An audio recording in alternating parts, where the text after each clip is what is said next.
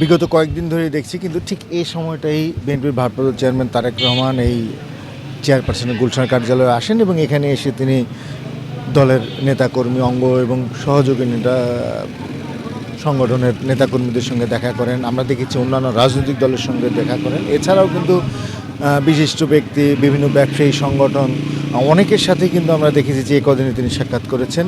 আজকেও কিন্তু যথারীতি কিছুক্ষণ আগে আমরা বলতে পারি ঠিক 11টাতে চেয়ারপারসনের গুলশান কার্যালয়ে প্রবেশ করেছেন।